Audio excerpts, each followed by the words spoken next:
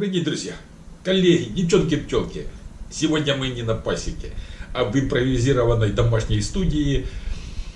На улице минус 10-11 градусов. Там, где пчелы, там, наверное, похолоднее. Снега выпало у нас 3-5 сантиметров. Даже пришлось лопатой возле гаража поработать. Вот. Так что восток Украины, Донецкая область, наш регион, где зимуют пчелы. И кто сейчас уже начал переживать за наличие кормов в семьях, тогда вы зашли вот как раз на это видео правильно. Потому что сейчас я хочу поговорить именно об этом. Сколько оставлять кормов в зиму? Полемика идет уже, наверное, не совру, если больше 100 лет. Одни точнее, другие более обтекаемо пишут о сколько должно быть кормов в улье на зиму. И цифры, главное, что разнятся. Одни пишут, пчелы за зиму съедают 5-7 килограмм. Так, обтекаемо.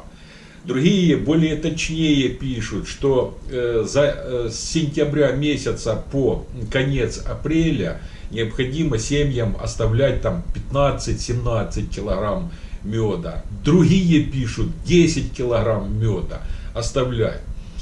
Поэтому я как бы для себя сделал такой вот вывод. И он практически работает, этот вывод, что в каждой рамке должно быть не меньше 2 килограмм меда. А еще лучше, если 2,5. То есть в рамке должно быть больше, чем половина занято под мед. Вот тогда пчелам действительно хватает этого меда и до весны. А если мы говорим, что 2,5-2 килограмма меда, то в общем количестве, если мы оставляем, допустим, 7 рамок, то дважды 7 14, или же если 2,5 килограмма, то где-то там 17,5-18 килограмм меда, вот мы должны оставить в гнезде зимующих пчел. Мы же с вами читаем, слышим, но воочию как бы не видно потребление кормов. А в связи с тем, что у меня на пасеке появились эти умные весы, поэтому я, лежа на диване, могу смотреть расход кормов. Ну и весь процесс жизнедеятельности пчелиной семьи. Так вот, в ППУ расход кормов, уже говорил, что получился у нас за ноябрь месяц 25 грамм. Ну, как по книжке. В литературе пишут, что где-то в среднем вот такой должен быть расход. А в деревянном улье получился расход 45 грамм в сутки. Съели они, получается, за месяц кило 350 грамм. Это много. Ну, много от литературных данных. Но тут еще один момент. Вот есть пчеловоды, которые переживают за наличие кормов. Вот давайте сейчас мы с вами, имея на руках вот эти вот данные, о которых я сказал по расходу кормов, да, посчитаем. Давайте возьмем деревянный улей. Вот пчелы съели 1 килограмм 350 грамм. Там находится 6 улочек. То есть, если мы возьмем 1350 грамм, разделим на 6 улочек, то равняется, у нас получается расход на улочку 225 грамм. Теперь, вот чего переживать?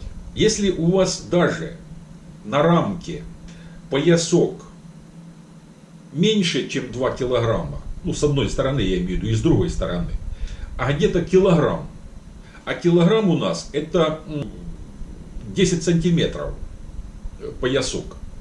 Вот с одной стороны и 10 сантиметров поясок меда с другой стороны. Это, грубо говоря, по килограмму, то есть 2 килограмма в улочке. Да, казалось бы, меда мало. Но если мы посчитали, что при расходе 1 килограмм 350 грамм пчелиная семья съела, а в улочке они съели 225 грамм, то есть в улочке 2 килограмма меда, да? а они съели всего-навсего 225 грамм. То есть получается, что у нас еще кило 775 грамм есть в наличии мед. И переживать в середине декабря о том, что не хватит меда, мало меда, не стоит. Я должен паникера успокоить. Я всегда говорю, что мы, где-то может быть в январе, а большей частью в феврале. Я в цикле, в годовом цикле, да, за январь, февраль я уже рассказал, за март рассказал.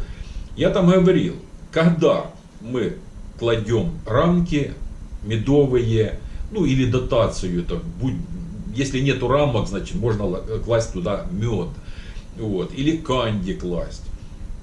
Зачем? Да затем, что в этот период появляется уже расплод. И когда появляется расплод, он обычно появляется где-то на первой трети рамки. Может быть редко, когда, если семья сильная, по центру расплод расположен. Но в семье не так и страшно наличие мало меда уже в этот период на рамках. Я показывал рамки, какие бывают в этот период. То есть поясок меда находится уже под задней стенкой. И при возвратных холодах пчелы собираются на расплоде. И если это средняя семейка, то они до этого меда могут не достать. Поэтому мы кладем сверху дотации. Но это бывает во второй половине января, начало февраля. А до середины января гарантированно, сколько бы вас там меда ни было, а я думаю, что самый незнающий пчеловод, по крайней мере, хоть 2 килограмма в улочке оставит меда, то меда до этого времени хватит. И на сегодняшний день, почему клубы распались, да, или же порастягивались? Да, просто потому, что зимы еще не было, еще холодов таких не было. Если мы понаблюдаем, когда тепло еще на улице было, это 14 декабря, влажность 84%, это я о том говорил, что покуда я верхний литок закрыл, значит влажность упала, 81, 84, тут от 87 подскочила. И когда влажность в улье подскакивает, то они поднимают температуру. Я уже говорил, зачем температуру поднимают. Затем, чтобы избавиться от влаги в улье. И температура 9,4 градуса – это практически температура верхней корки, потому что датчик лежит на верхнем бруске, а штырек его пускается туда аж до клуба, до верхней корки. Поэтому можно говорить о том, что 9,4 градуса – это температура верхней корки. Но пчелы при этом шумят. Шум сильный, видите, то 207, 121, 134, то есть шум все-таки значительный в семье происходит. Но если мы глянем, вот уже сегодня у нас 22 число, то что мы наблюдаем? Мы наблюдаем влажность в улье, температура на улице сейчас где-то минус 11 градусов, влажность в улье стала 58, 58, 55, 56. То есть влажность в улье упала. А мы с вами знаем, я об этом уже говорил, что чем больше разница во влажности между ульем и наружным воздухом, тем идет лучше конвекция воздушных масс в самом улье. Холодный сухой воздух заходит в улей и вытесняет вот этот влажный. То есть становится в улье суше намного. Но температура верхней корки упала до 5,5, 5,2, 5,1 градус. То есть корка клуба стала холоднее. Вчера кстати, мороз придавил, и сразу влага начала падать очень быстро. Температура начала снижаться в верхней корке клуба. И шум прекратился. Шума нету. пчелы успокоились при морозе, то есть в мороз они зимуют намного лучше, нежели в слякотные дни. Как пчелы зимовали, когда было на улице тепло, и как они сидят сейчас вот при морозе. При морозе пчелам намного комфортнее себя они чувствуют, нежели в слякотные такие сырые дни. Мы живем в таком регионе, что у нас вот на 4 дня вроде бы как морозы, там снежок будет, а потом опять плюс 5, плюс 6, там такая непонятная погода, и опять передают снег с дождем, и опять слякоть, и опять сырость, и опять пчелы будут как бы разбредаться по улочкам. Вот еще один момент. Если вы открываете утепление, и там шапка пчелы вот такая вот большая сверху сидит на верхних рамках, то чем больше вот эта шапка сверху на верхних рамках, тем меньше пчелы внизу. Для сильных семей это не критично, потому что там хватает количества пчел для того, чтобы, ну, по крайней мере, 2/3 рамки осваивать, да, согревать своим теплом и создавать там центр, тепловой центр. А если средняя семья или слабая семья, и они вылезли наверх верхнего бруска, то поверьте мне, что пчелы на рамке сидят, ну, минимум 10 сантиметров рамки под верхним бруском там пчелы занимают, потому что там еще как бы мед находится, и они вот по этому меду движутся. И, соответственно, кормятся вот эти вот, которые на шапке. А 2/3 рамки, они пустые, пчел нету. И получается, что они могут быстренько пройти от передней стенки до задней, съесть вот эти вот 10 сантиметров, и потом, при наличии даже внизу меда, они вниз туда не опустятся. Добегут до задней стенки, караул. Все, меда нету. Так что идеальная зимовка, когда, ну я уже показывал, да, вот какой улей не открыть, то пчелы сидят под верхним бруском внизу. А это значит, что пчелы занимают всю площадь рамки, всю. Там создается тепловой центр, где пчелы вот ядро теплое держат. А на периферии там температура уже поменьше.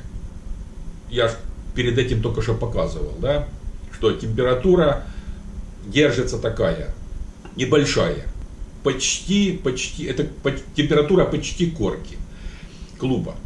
Так что не надо переживать за наличие кормов вот сейчас буквально, а будем проверять уже где-то перед 19 января, перед морозами. У нас как раз 19 января начинается зима, вот, поэтому мы всегда перед 19 января проверяем, и потом смотрим еще после вот морозов, после холодов, потом состояние семей. Ну, я еще смотрю как бы чаще для того, чтобы вот сейчас как бы не получилось сегодня поехать на пасеку, хотя собирался. Мне было бы интересно посмотреть, когда вот мороз, да, а в мороз самое лучше наблюдать, где в улье скапливается влага. Уходит она с улья, или же все-таки есть иней на стенках, на крышке, где именно, в каких местах посмотреть. Но не получилось, так что я наблюдаю в телефоне, значит, и вижу все, как там все дело происходит. Здоровья вам, друзья, благополучия, в семьях тепла, уюта, взаимопонимания. Никогда не забывайте о том, что наша жизнь такая, как мы о ней думаем. Поэтому положительных мыслей, хорошего настроения. До новых встреч. Пока.